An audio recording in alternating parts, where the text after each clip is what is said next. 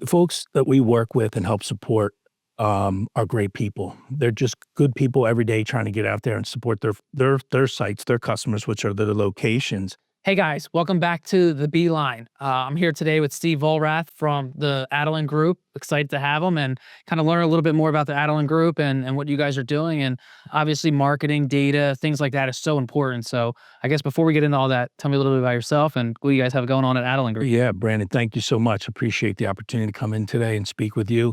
So Addilan Group, we're a national, what we call critical and facility maintenance company. We work with multi-site properties, commercial properties out there, restaurants, retail, financial, banks, early education, fitness facilities, and help provide and consolidate and present a all-inclusive facility maintenance solution for them. That's awesome. And you guys are national, right? Like you do all 50 states? Yes, we work in all 50 states. We have great partners that help support us and deliver the services and help us execute and meet the SLAs of our clients. And how did you guys so when you started, how did you decide to go more national, like to just spread across all 50 states? Yeah, it's a great question because certainly you have to take a look at where you can bring value. And the more and more that my business partner, Justin, and I dove into it, the more and more we realized that our why couldn't just be regional. If we were going to bring true value and be a true partner, our mission statement is simple. It's a partner in your success. If we were going to be a partner, we were really going to have to put ourselves out there to show to our clients how we could help them no matter where they were. That's awesome. Very cool. And obviously brand consistency, going across the country, right? You guys have been around for several years now, so you've had the ability and opportunity to kind of grow your brand. Yeah. But tell us a little bit about the early years and kind of how you guys did that. Yeah, it is a challenge because we're not the only people out there doing what we're doing, right?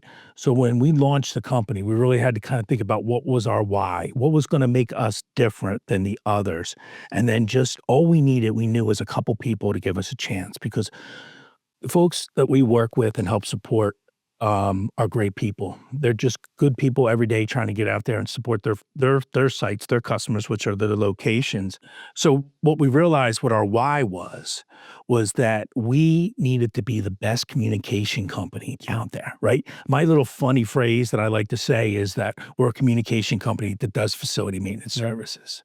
And if we could be the best communication partner, however our clients want us to communicate with them, whether it's through work order platforms, text, email, spreadsheets, we needed to be the person that stepped up and showed. If we could do that, and we thought that would grow. And for the first 6.5 years at Addilan Group, the way we've really grown is someone has given us this much and said, great, you did great here. Can you do more of this, or can you also do this for us now? And from the evolution of when the company started to where we are now, has been our main focus of growth, control growth. We're not afraid to say no. And I think that's a tricky line when you're trying to grow a business and become profitable and support your company and the growth. Sometimes saying no is a better long-term plan than a short-term plan. And that's something we've really stuck to over time. And it's led to a lot of success for us. Yeah, that's great. I mean, I tell people all the time, we're in the service business. Yeah. And if I can't get a hold of my doctor, I'm going to find a new doctor. Exactly. And it's the same thing with service. So you have to kill them with kindness, and you have to make sure that you're getting out there. And it sounds like you guys are doing that, which is awesome. Yeah. We have a 24/7 Addilan Group employees you call in, doesn't matter, because things don't break Tuesday at 2:00. Sure. Of course, right?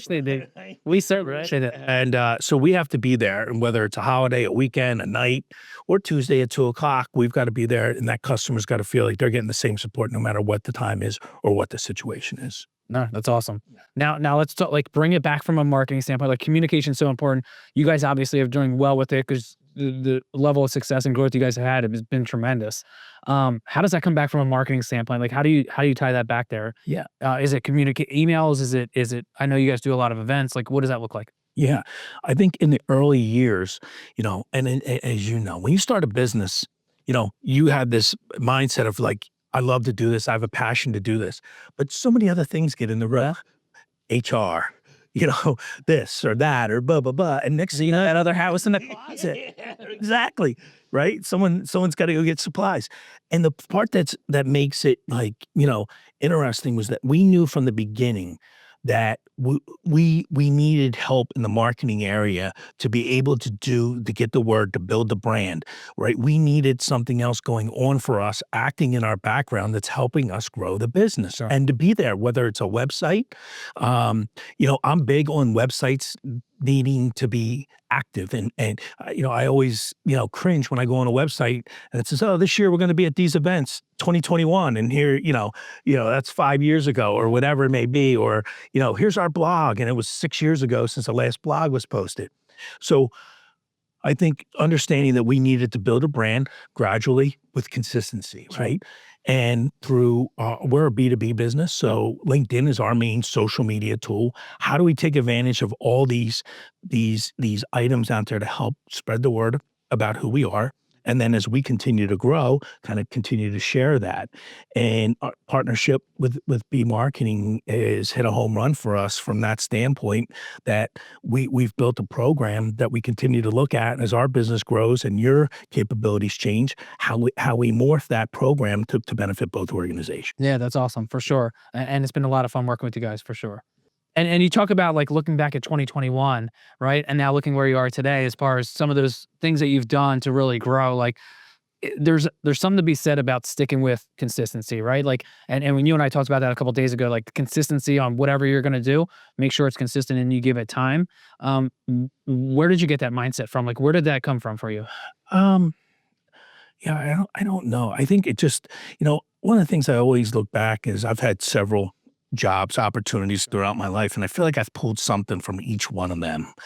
And just watching and observing different businesses, is talking to friends who have businesses, I just think the people that have been methodical, consistent over time are the ones that have built long-term successful Sure. businesses. The folks that kind of do a flash in a pan and everything's hot and everything's running and da, da, da, it seems like maybe those aren't as don't have the same long-term success as those other methodical, consistent companies. Yeah, that makes sense. And I think I've seen, particularly in our industry, I've seen companies come in and be hot, and then all of a sudden they disappear. Yeah. And that I think in our business, folks seeing you year after year at whether trade shows or networking events or whatever, that builds credibility with them.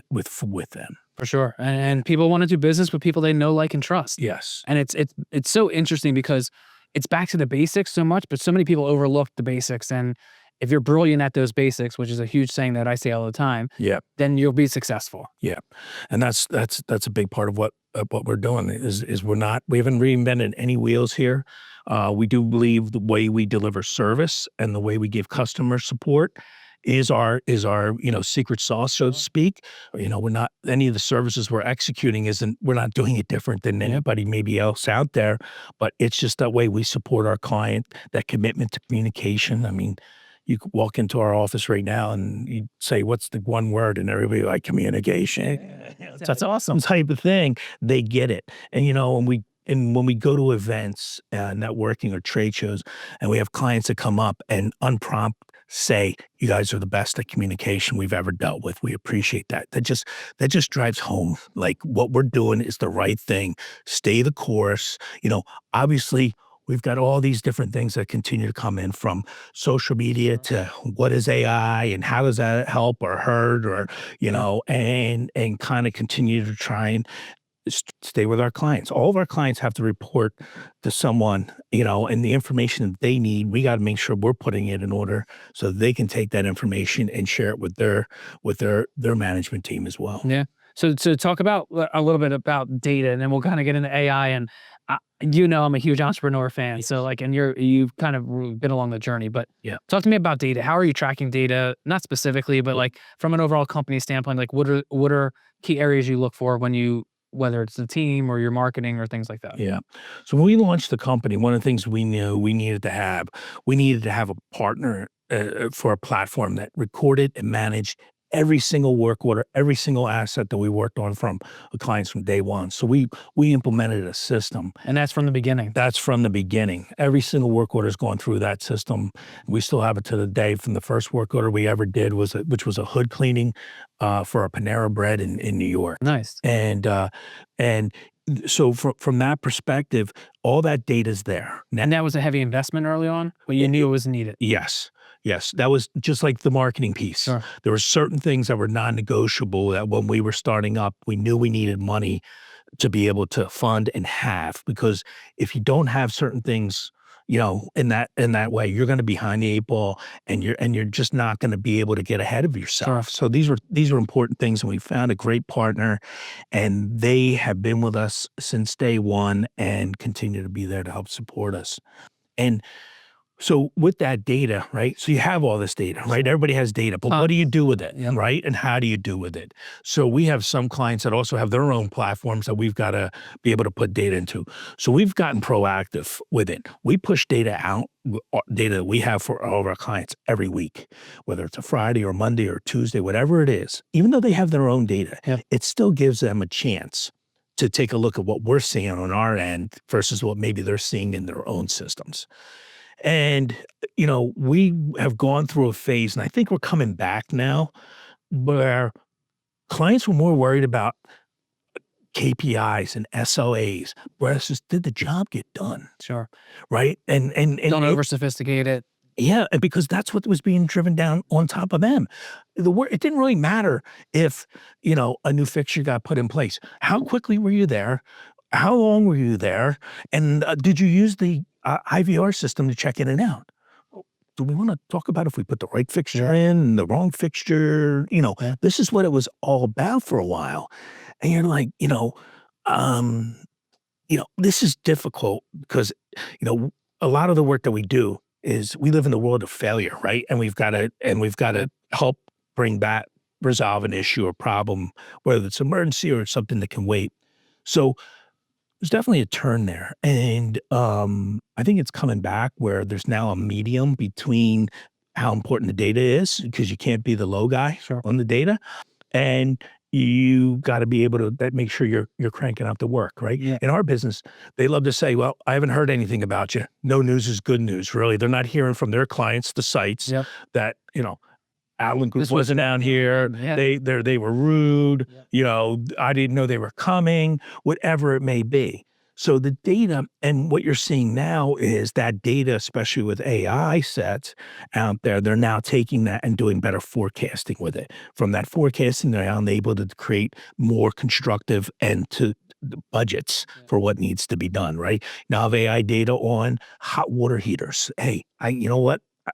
I got X amount of hot water heaters that are hitting the 5-year point. We're seeing between 6 and 7 years that these things are failing. So maybe we should put some money in the budget this year to do this. They're proactive. So I'm trying to help them be more proactive than, hey, our water heaters just went out. Can you be here in it yesterday? Exactly. And now they're paying 3 times because it's an emergency call because the restaurant can't operate because they don't have a hot water heater, right? So these are some of the ways that we're trying to become, and budget season now, a lot of it for our industry is in that October window. And we're seeing now engagement from our clients that we do a lot of work with to get some of that data. Planning. That's proactive planning. Hey, can we have a conversation about this? Can you send me data on this? Can you tell me what we spent on this? And then that way they're kind of piecing that as they're bringing different data sets together and kind of figuring that out. But then it also takes it so like Addilan Group's not just this reactive partner, call them when there's an emergency. It's, hey, they're a partner in our business. They're helping us strategize. They're making us look better. And then ultimately it's making you guys continue to grow because of the success you're having. Exactly. That's all. And also too, you can do 100 work orders correct and nail them, and you do one that goes sideways and words get spread. That 100 that you did great, but that also builds a little bit more credibility that when you do have a hiccup, that relationship is more solid. It's not transactional, it's a partnership. And that's what we really strive to build at Addilan Group is those partnerships. Transactional relationships only going to last for so long, right? We want the partnerships where we can continue to bring value, and that's when folks come to us and say, "Hey, I got this," and I'm like, "Yeah, that's not for us, but this is who you should call. These are people you should talk to for this particular project that you've got." That's awesome. And that also goes a long way with them as well. That they know they can trust me to recommend someone that can do it if I can't. Yeah, and we say that in marketing all the time. Like we talk about like the clients don't leave because they're not getting results. They leave because they lose faith and trust, and you're going to be able to get them to those results. The phone's not going to ring every day. We hope it does, right? Yep. That's the goal. But when it's not ringing, are these the guys that we know that can help us make the phone ring, or do we need to move on? And the trust is so big across all industries. Yep. Absolutely. Tell me about obviously AI is a buzzword. Yeah. How do you feel AI is disrupting your industry right now? So I think my industry's head is still spinning on it as we sit here today and talk about it. Everybody's trying to figure it out. But I was just on a call earlier today and putting together an event here in the Philadelphia market coming up for one of the associations that we're heavily involved with, and it's going to have a big focus on AI and data. And the conversation, and there was several folks that are from large restaurant groups on this call, and everyone uses it differently. Sure.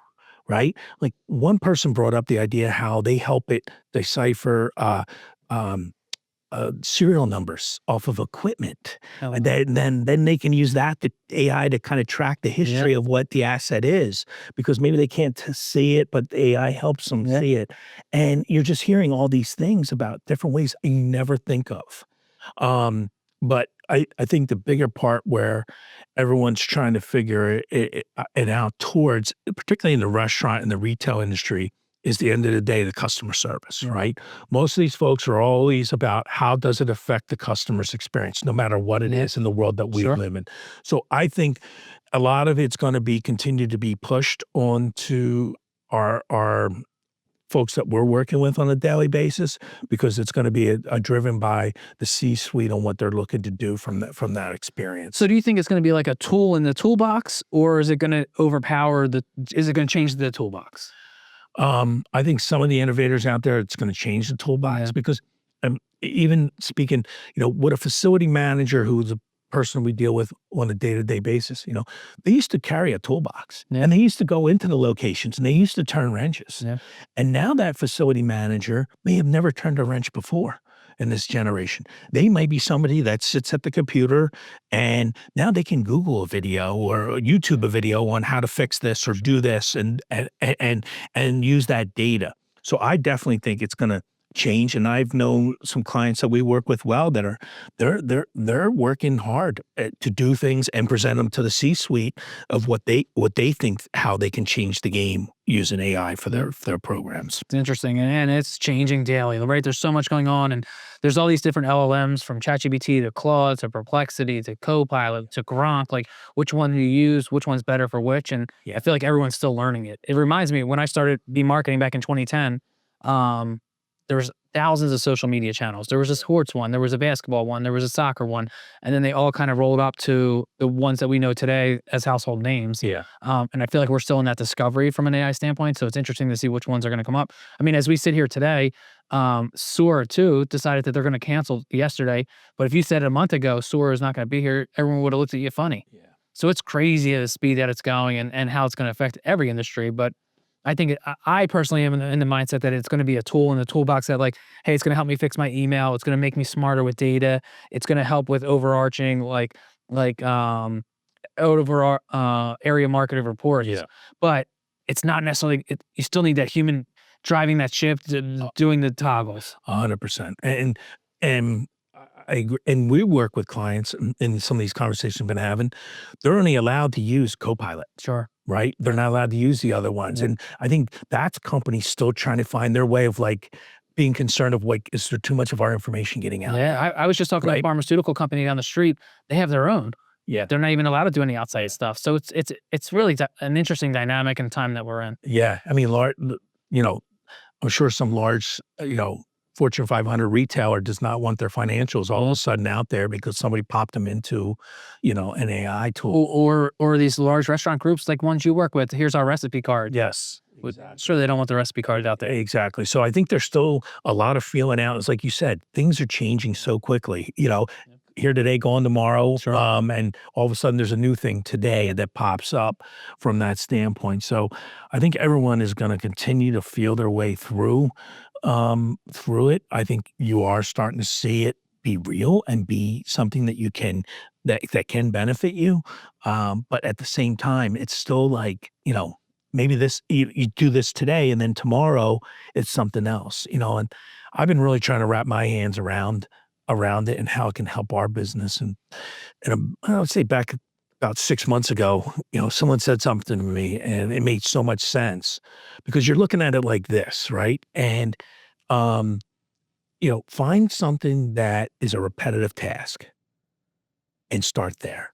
How do I take that repetitive task that gets done on a daily, weekly, hourly basis, whatever it be, and somehow make that into an AI function? And then that takes that time off your hands and start there. But that's kind of one way to kind of like take a little piece out of the Big pie. nibbling, big dabbling in it. You got to know it, right? So you don't get left behind. Exactly. But how does it help you little baby steps in certain Right. areas for business?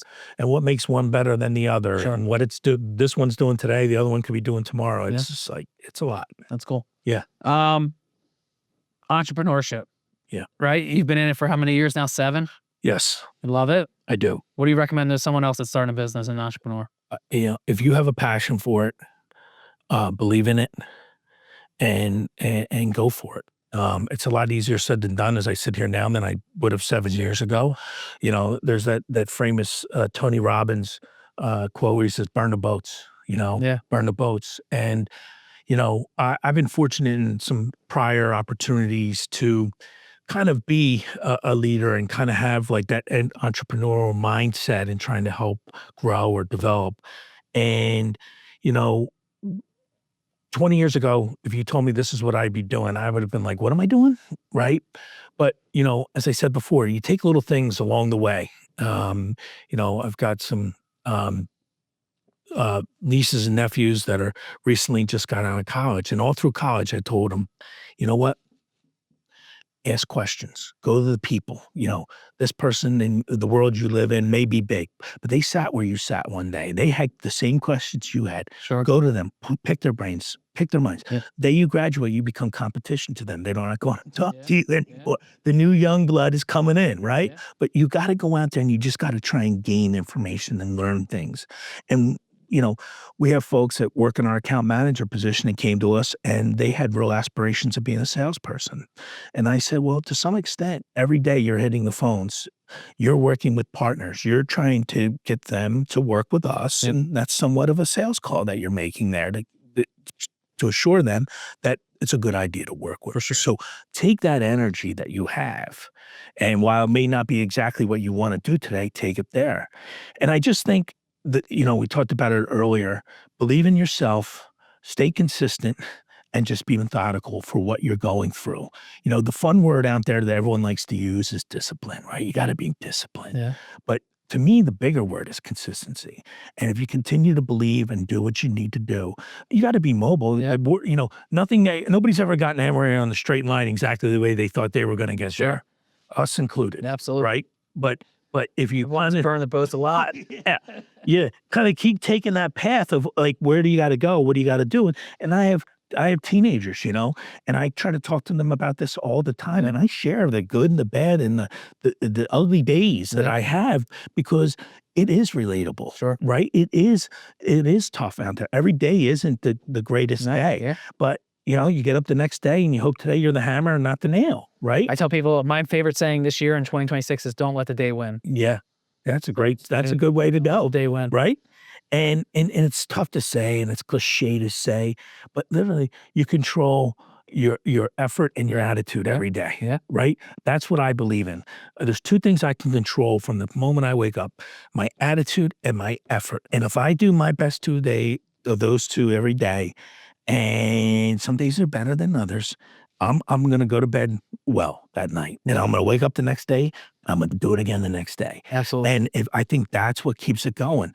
And obviously, in entrepreneurship, you need money and you need time and you need to be obsessed. You got to be obsessed. You got to have a passion. And for me, that's who I am. And that's, traditionally before launching Addilan Group, I was a sales guy. And I sold great for companies in which I believed in. And I struggled with companies that I didn't believe in, or I didn't believe what I was saying to someone I could deliver, Sure. or my company could deliver. And that to me is still the funnest, that's a word, part of what I do today, is that I have a passion and I can control what we're Makes it doing. easier. It does. And you know, and not to say this in a bad way, but I can also say we're not a good fit for this customer. Sure. Yeah. Right? We're not a good fit, and we're not going to be the best fit. And that's hard as an entrepreneur early on It is right? It is. When you can say no to your first potential client, that's a big thing. Yeah, and we've had to walk away from business that was big clients just because it was no longer a fit. Sure. And we're not looking to burn a bridge, Yep. but their businesses change, our businesses change, and you got to continue to drive value. And one of my things, somebody says, "Well, how long do we got to sign a contract for?" So we can go through it, and we should have a contract for legal purposes in case anything happens insurance wise. But you know, and all of our contracts typically have a 30-day out. Yep. But I've always told every single client, if we're not bringing value to you anymore, then I'm going to let you out of the contract. Let's just make sure this is a real process, because I'm not going to hold you to something that's not working for you. Yeah. That makes no sense to me. I agree. We operate the same way here. And it's just like, what do we do? I gotcha. You got to hang in here for 2 more years. Pay those bills. No. Automatic renewal, you forgot. Yeah. You missed that. crazy. You missed that 92-day window. Yeah, You know, it's crazy. but that's not the way we operate. And that's the way, to me, is if I'm not helping, what am I doing for you? And you should go to somebody else that can. Sure. You know, we get it all the time. Well, you guys we're not the cheapest. Sure. We are not the cheapest. And that's not intentional. It's just the way we build our programs, the what our pricing is. Quality costs money. Thank you for watching us again on another episode of the beLine. Steve Vollrath from the Addilan Group. Thank you so much for being here. Thank you. Appreciate it. Appreciate it. Thank you for the opportunity. Absolutely.